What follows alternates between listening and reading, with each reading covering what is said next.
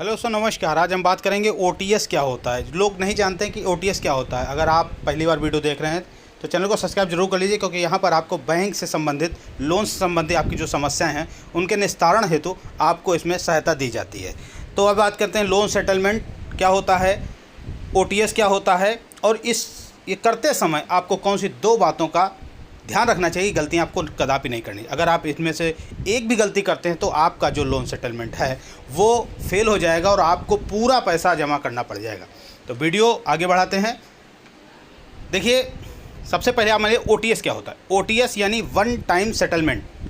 अगर आपने लोन ले रखा है, आपका खाता एनपीए हो चुका है और एनपीए के बाद अब बैंक की तरफ से आपको सेटलमेंट का ऑफ़र आ रहा है। याद रखिएगा, कभी भी आपको बैंक से नहीं कहना है कि मुझको सेटलमेंट करना है। यदि आप ऐसा कहते हैं तो बैंक आपका हायर अमाउंट पे सेटलमेंट करेगी। यानी हायर अमाउंट का मतलब होता है कि 10-5% कम कर देगी और बाकी कहेगा आपको पूरा पेमेंट करना पड़ेगा। लेकिन जब बैंक अपनी तरफ से सेटलमेंट के लिए ऑफ़र करती है तो वहाँ पर आपका लगभग 80% तक लोन माफ़ हो जाता है। और यहाँ तक कि जो प्रिंसिपल अमाउंट होता है उसमें भी 15 से 20%, 25% तक का अमाउंट कम कर दिया जाता है। मैं आपको सलाह देना चाहूँगा, कभी भी आपको सेटलमेंट नहीं करना चाहिए। लोन सेटलमेंट करने से आपकी फाइनेंशियल डेथ हो जाती है।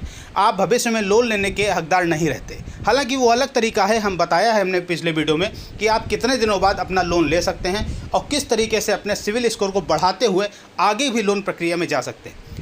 वो अलग का विषय है। लेकिन अभी हम ये आपको सलाह देंगे, यदि हो सकता है तो अपने खातों के एनपीए ही ना होने दें। एनपीए कब होता है? जब हम लगातार 3 किस्तें नहीं देते हैं। जब कोई लोन हो, चाहे सिक्योर्ड लोन हो चाहे अनसिक्योर्ड लोन हो, जब हमारा लोन का एनपीए में चला जाता है, 3 बार लगा के नहीं देते हैं, तो उसके बाद हमारा खाता एनपीए कर दिया जाता है और उसके बाद रिकवरी प्रोसेस कानूनी प्रक्रिया से गुजरने लगता है। अगर सिक्योर्ड लोन है तो वहाँ पर हमको 2 महीने का और समय दिया जाता है और इसके बाद 1 महीने का और, यानी 3 महीने, यानी कुल मिला के 6 महीने का प्रोसेस लगता है। उसके बाद जो आपने सिक्योरिटी के रूप में ज़मीन, प्लाट या मकान या कोई भी चीज़ रखी है, तो उसके लिए 13(2) का नोटिस आपको इशू कर दिया जाता है। 13(2) का नोटिस इशू करने के बाद में आपको कुछ दिन वेट किया जाता है, लगभग 15 दिन। इसके बाद आपके पास 13(4) का नोटिस भी आ जाता है और आपका जो संपत्ति है उसको पोजेशन के लिए डीएम का आदेश लेकर के उसको सेल करने के लिए पेपर में गजट आ जाता है।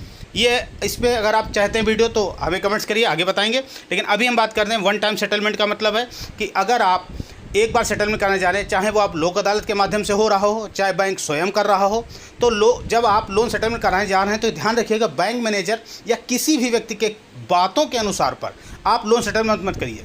जिससे भी आपकी बात हो रही है उससे लिखित परमिशन, लिखित आपको ले लेना है, चाहे बैंक मैनेजर ही होगा, आप उनसे लिखित में ले लीजिए कि हम इतने अमाउंट पर सेटलमेंट कर रहे हैं। अब अगर सेटलमेंट की अमाउंट ज़्यादा होती तो निश्चित है हम अब किस्तें बनवाने का प्रयास करते हैं और किस्तें बन भी आती। 3 से 4 किस्तों में आपको लोन सेटलमेंट करना पड़ता है, लोन अदा करना पड़ता है। आप कहीं ना कहीं देखते हैं 2 किस्तें या 3 किस्तें टाइम से दे देते हैं, लेकिन चौथी किस्त आने पर आप पैसा नहीं दे पाते।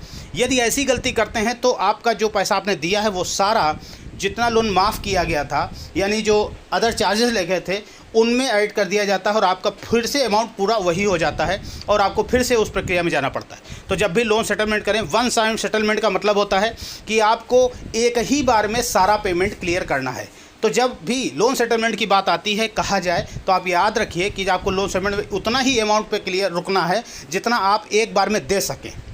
फिर भी कहीं कहीं संभव नहीं होता है तो वहाँ पर किस्तें बनवाइए, लेकिन ध्यान रखिए वो किस्तें आप बिल्कुल टाइम से ही दीजिए, उसमें बिल्कुल गड़बड़ मत करिए, नहीं तो आप बहुत बड़ी गलती में फंस जाएंगे, दिक्कत हो जाएगी आपको। और दूसरी जो गलती मैंने बताई, पहले ही बता दिया है कि आपको लिखित में ले लेना है बैंक मैनेजर से, क्योंकि बैंक मैनेजर आपको मौखिक बोल देते हैं, लिखित में नहीं देते। और जब ऐसा कुछ होता है तो बैंक मैनेजर अपनी बात से मुकर जाते हैं और आप फंस जाते हैं, आपको पूरा पैसा जमा करना पड़ता है। लोक अदालत में हुआ सेटलमेंट, याद रखिएगा, अगर आप किस्त नहीं दे पाते हैं तो आपको फिर से कानूनी प्रक्रिया में गुजरना पड़ता है और आपको फुल पेमेंट में ब्याज सूद के सारा जमा करना पड़ता है। जय हिंद, जय भारत।